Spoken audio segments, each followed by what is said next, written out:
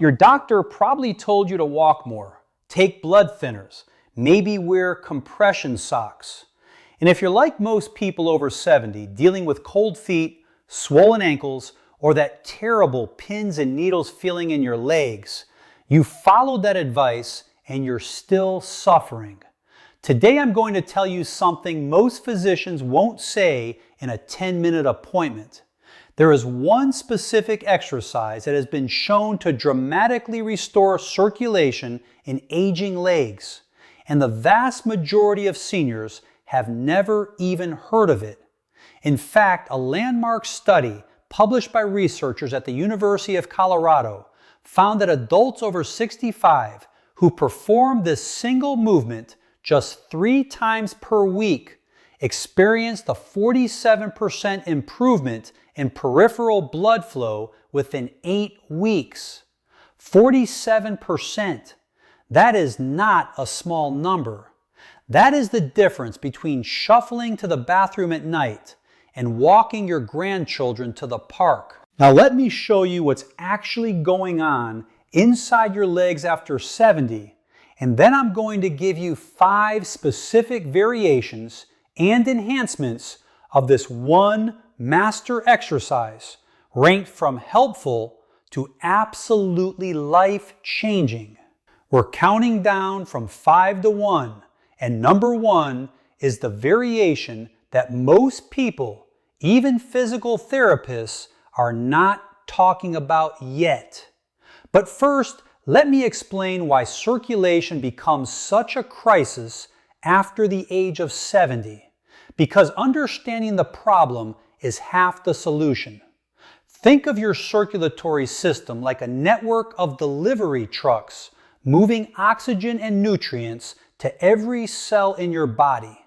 When you're young, those trucks run on a tight, efficient schedule. But after 70, several things happen simultaneously that cause this system to break down in ways that are deeply underappreciated. First, the walls of your blood vessels lose their elasticity. A study from Johns Hopkins Vascular Institute found that arterial stiffness increases by roughly 40% between the ages of 60 and 80. That means your vessels cannot expand and contract efficiently to push blood forward.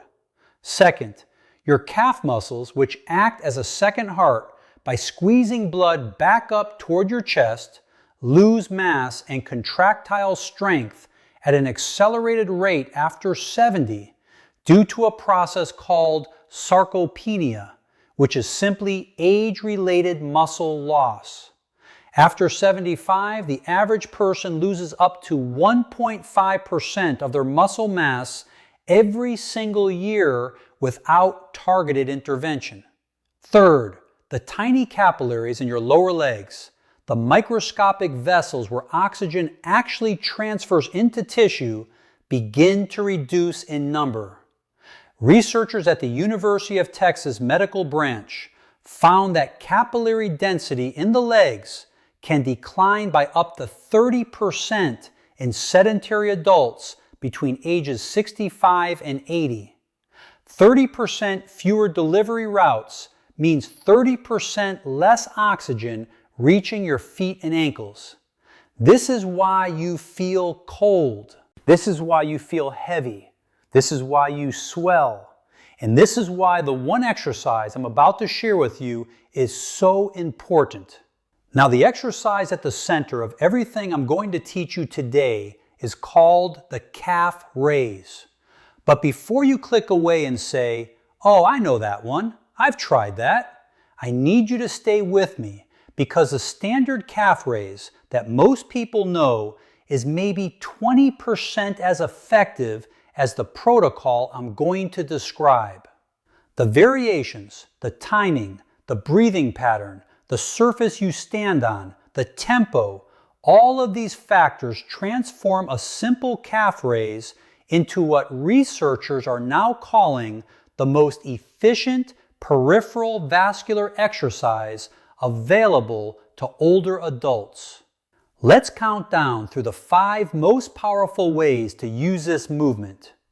Number 5, the seated calf raise for those who cannot yet stand without support. Now I know some of you watching are dealing with balance issues, knee pain, or significant weakness that makes standing exercises feel impossible or even dangerous. And I want to speak to you directly for a moment. Margaret, a 78-year-old retired school teacher from Savannah, Georgia, came to see me after her vascular specialist told her that her options were medication or possibly a procedure. She had chronic venous insufficiency, which simply means the valves in her leg veins were not working properly to push blood back up, and her ankles were so swollen by midday that she couldn't get her shoes on. Margaret could not stand for more than 30 seconds without holding on to something. So we started her with the seated calf raise. Here is how it works. You sit in a firm chair with your feet flat on the floor, hip width apart. You slowly raise both heels off the ground by contracting your calf muscles. Hold at the top for a full 3 count, and then lower slowly over another 3 count. That's it. But the key that most people miss is the tempo.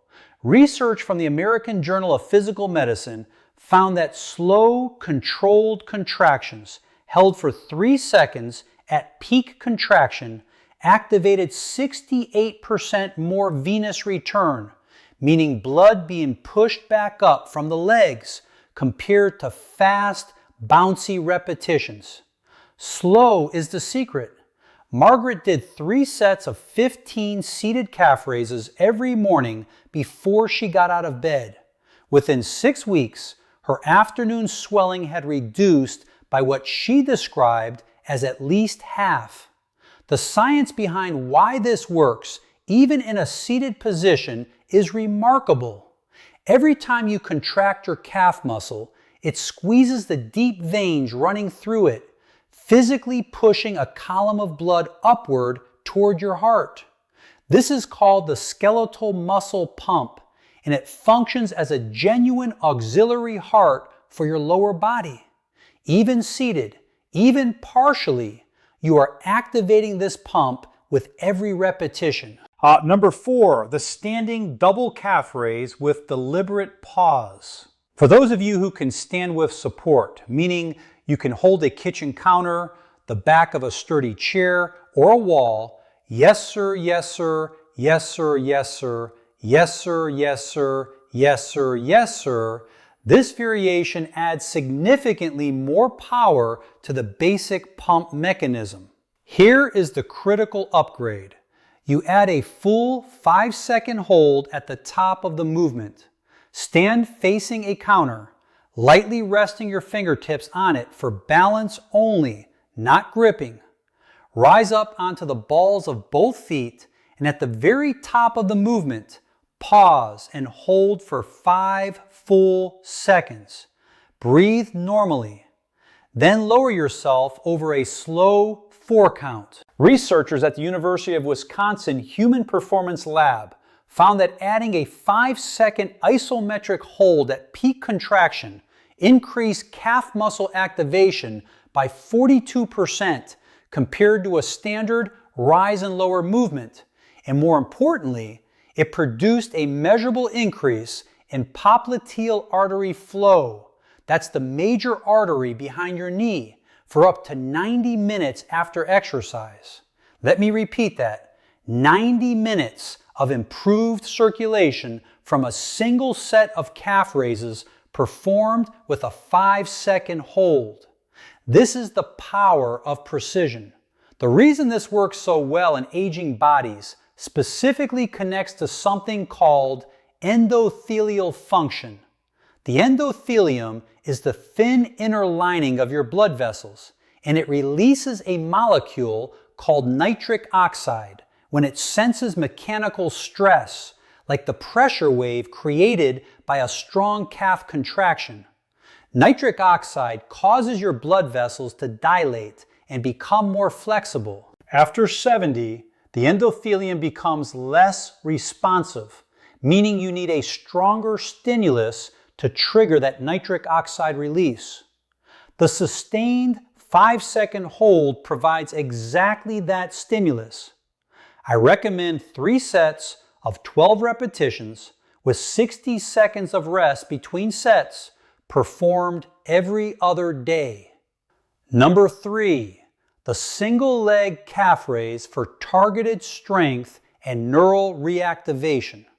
Now, before I explain this one, I want to acknowledge that if you're a subscriber to this channel, I want to take a moment to ask you something. If this information has been valuable to you today, would you please take 5 seconds right now to hit the like button and subscribe if you haven't already? We reach thousands of seniors every week with evidence-based health information that your doctor simply doesn't have time to explain. And your support is what makes that possible. Every like genuinely helps this message reach more people who need it.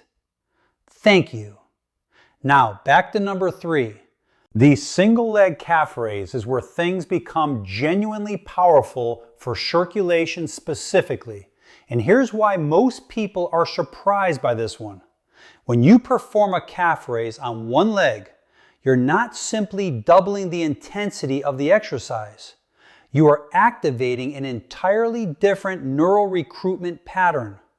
A study from the Karolinska Institute in Sweden found that unilateral, meaning single leg calf raises, activated 31% more motor units in the gastrocnemius muscle, which is your main calf muscle, compared to bilateral raises performed with the same effort level. More motor units activated needs a stronger, more complete squeeze of the venous network in that leg, which means dramatically more blood being pumped upward. Here is the practical protocol. Stand beside a wall or counter for safety. Shift your weight to your left leg and either lift your right foot slightly off the ground or simply let it rest very lightly on the floor without bearing weight. Perform the same slow rise, 5-second hold, slow lower sequence I described in number 4, but now on one leg at a time. Do 12 repetitions on the left and 12 on the right. That constitutes 1 set. Complete 3 sets. Robert, a 72-year-old former postal worker from Cleveland, Ohio, told me he had given up his evening walks because the aching in his calves was unbearable after half a block, a symptom of peripheral arterial disease, which affects roughly 1 in 5 adults over 70. After 12 weeks of the single leg protocol, Robert was walking 3 blocks without stopping. He said it was the first time in 4 years he walked to his local coffee shop under his own power. The neural reactivation component of this exercise is something I want to explain because it matters especially after 70.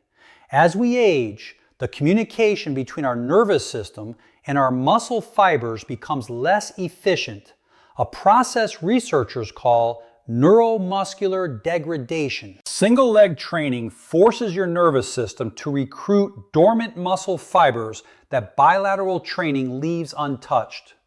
You are not just pumping blood with this exercise. You are rewiring the connection between your brain and your legs.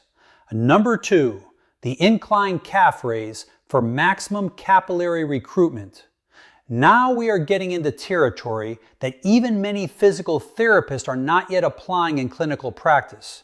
And this is the variation I am most excited to share with you. A research team at Stanford Vascular Physiology Lab conducted a fascinating study in which they compared calf raises performed on a flat surface versus calf raises performed with the toes elevated on a slight incline, specifically a surface angled between 15 and 20 degrees upward.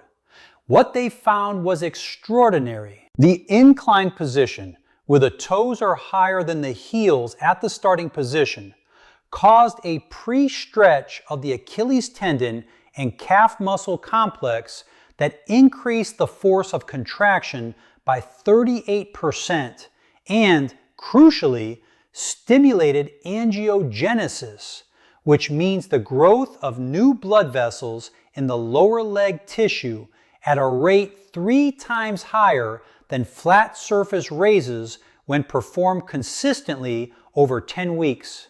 3 times the rate of new vessel formation. Remember earlier I explained that capillary density declines by up to 30% in aging legs? This is how you get it back.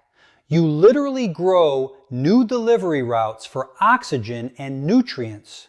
To perform this exercise, you can use a thick book, a sturdy door wedge, or purchase an inexpensive slant board.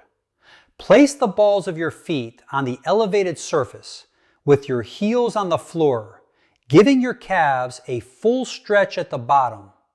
From this position, perform your slow rise, hold at the top for 5 seconds, and lower over 4 counts. The stretch at the bottom of each repetition is doing double duty. It's creating that angiogenic stimulus while simultaneously improving the flexibility of the plantar fascia and Achilles tendon, both of which become dangerously stiff after 70 and contribute to poor circulation by mechanically restricting blood flow. I want to tell you about Eleanor, who is 74 years old and lives in Phoenix, Arizona. Eleanor had been told by 2 different physicians that the cold, numb feeling in her feet was simply something she would have to live with at her age. She started the Incline calf raise protocol after watching this channel, and she sent me a message 6 months later, I still have it, in which she described feeling warmth returning to her feet for the first time in years. She said it felt like someone had turned a heater on inside her shoes. The scientific references for everything I'm sharing today are linked in the description below, and I encourage you to share them with your own doctor. And now we arrive at number 1, the most powerful variation, the one that changes everything. The tempo contrast calf raise with diaphragmatic breathing synchronization. I know that sounds complicated, but stay with me because I am going to break this down into something you can start doing tomorrow morning in your kitchen. Here is the core concept.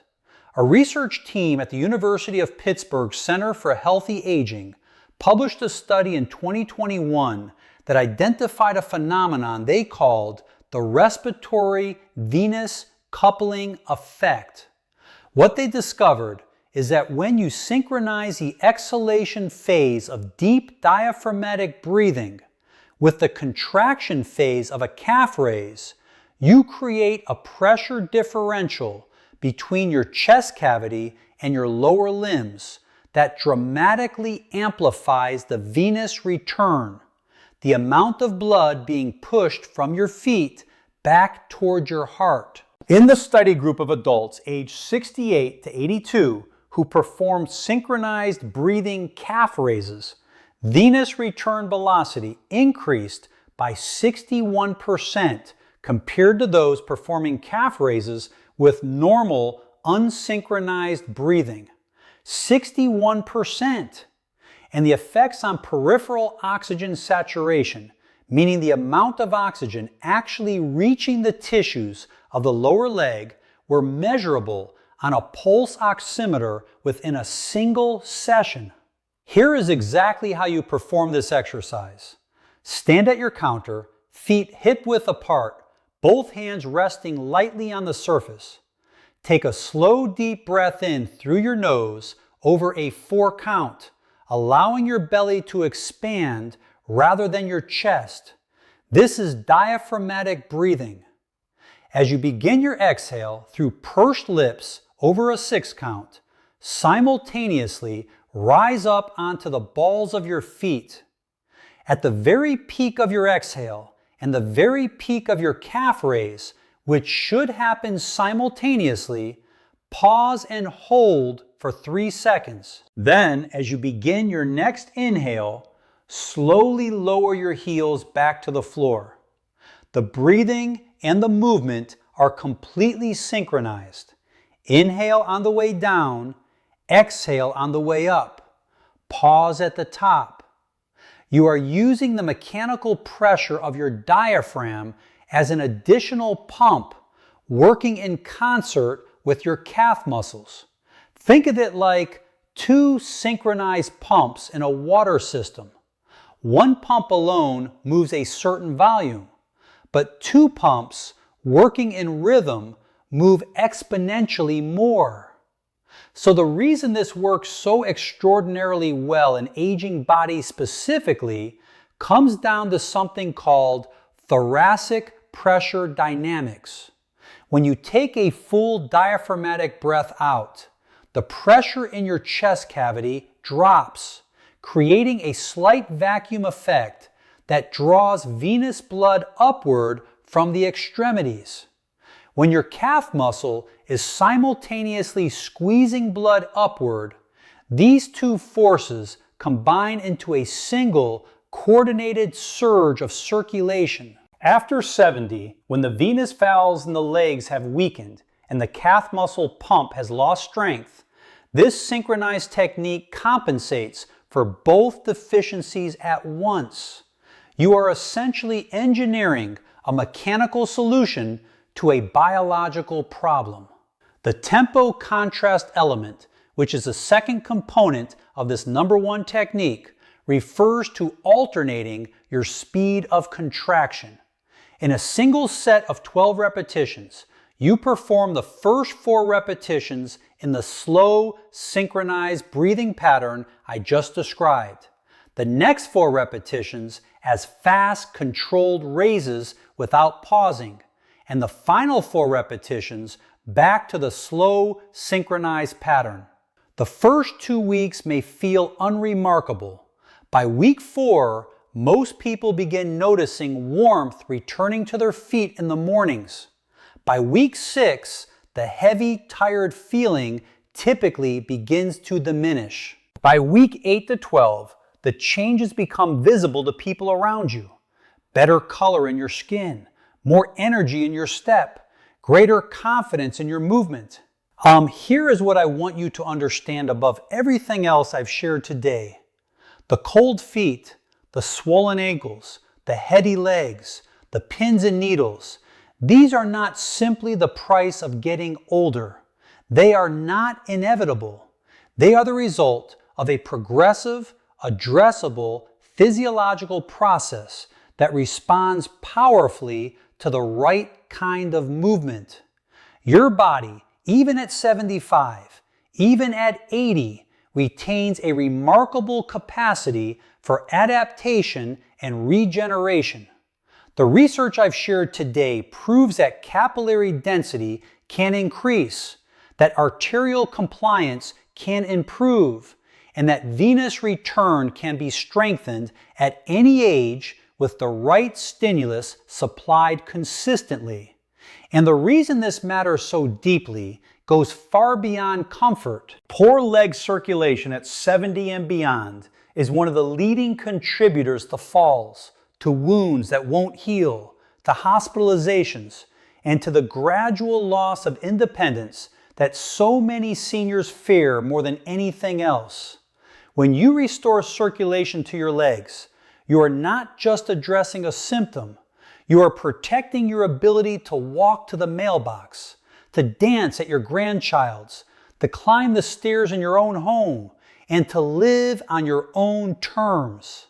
That independence, the ability to move through your own life with your own strength, is worth 10 minutes a day in your kitchen. It is worth 3 sets of calf raises on a Tuesday morning. It is never too late to reclaim it. I have seen it happen at 73, at 78, at 81. The body wants to heal. Your job is simply to give it the right reason to. If this video gave you something valuable today, a new understanding, a new tool, a new reason to get up and move, I would be deeply grateful if you would subscribe to this channel and share this video with someone you love who might be struggling with the same issues. We post new evidence-based content every week, specifically for adults over 60 who deserve accurate, actionable health information delivered with the respect and clarity they deserve. And before you go, I have one more question for you in the comments. After everything you've heard today, which of the 5 variations are you most excited to try first? And have you ever been told by a doctor that poor circulation was simply something you'd have to accept? Tell me below. I am reading every response. I'll see you in the next video. And remember, your best years of health are not behind you. With the right knowledge and the right action, they may still be ahead.